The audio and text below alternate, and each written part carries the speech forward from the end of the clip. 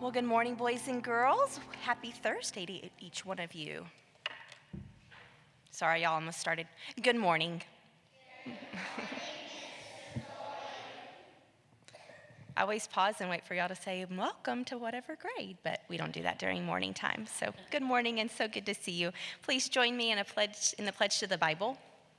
I pledge allegiance to the Bible, God's holy word. I will make it a lamp unto my feet and a light unto my path. I will hide its words in my heart that I might not sin against God. And the pledge to the flag.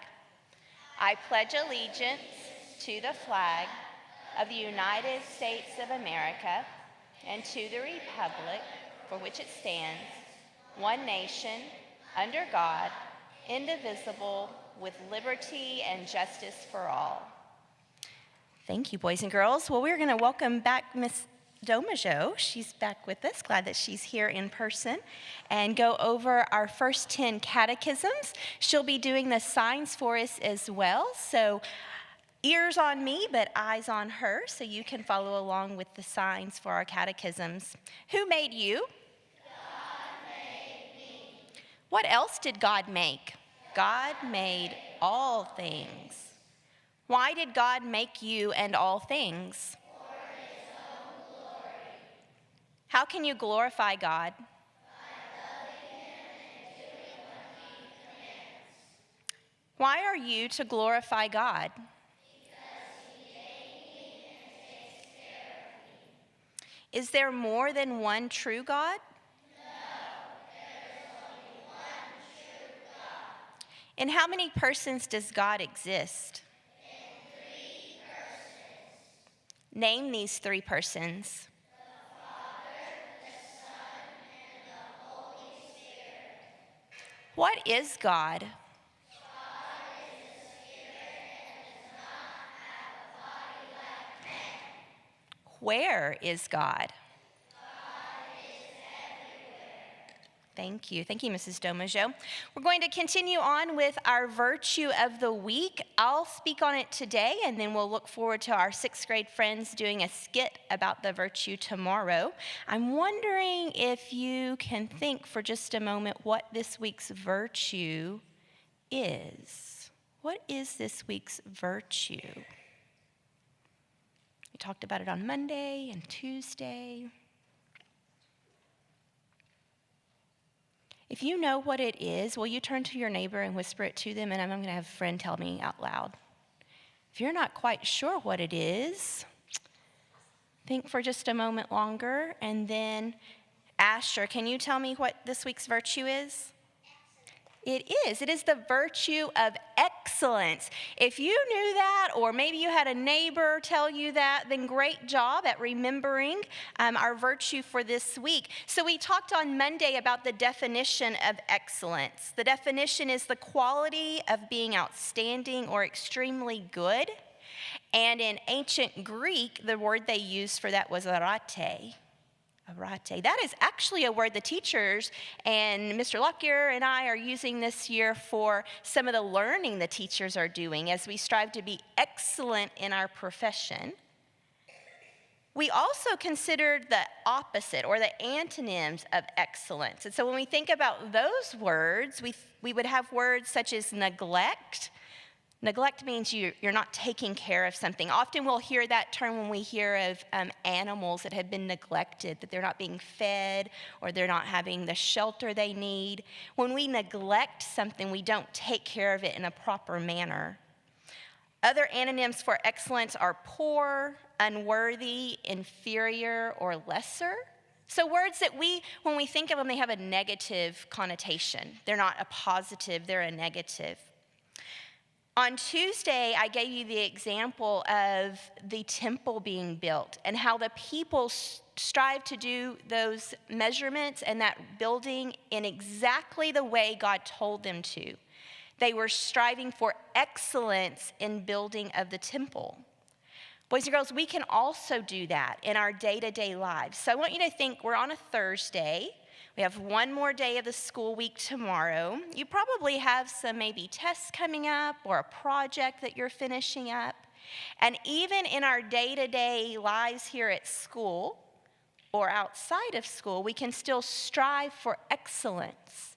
Excellence, remember, is what we want to do whenever we're thinking of being outstanding or extremely good.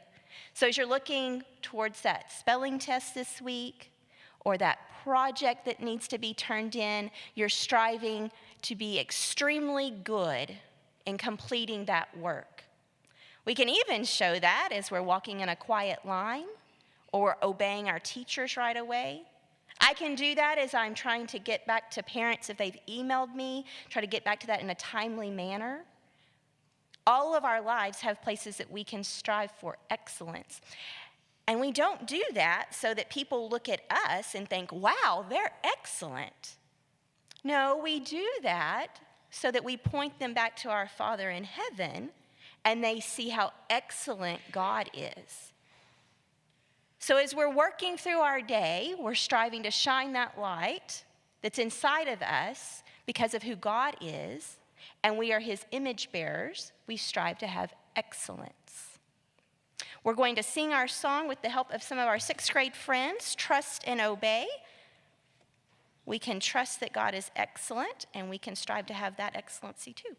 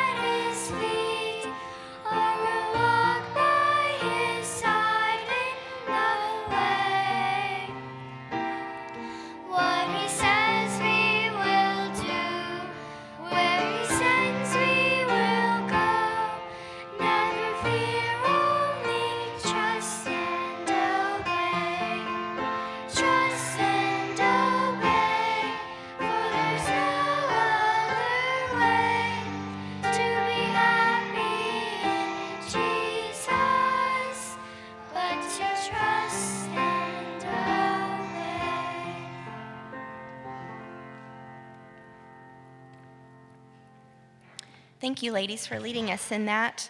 Well, boys and girls, as we go off to our classes today, we are striving to have the virtue of excellence. And I'm wondering if anybody remembers last week's virtue. That was a bit of a new word for us. Emma, do you remember what it was? Piety, you're correct, remembering that is reverence and respect for God.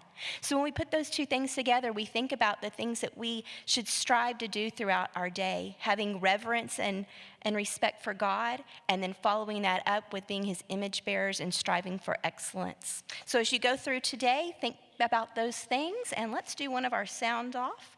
Obey with a happy heart. Very good. Have a wonderful Thursday.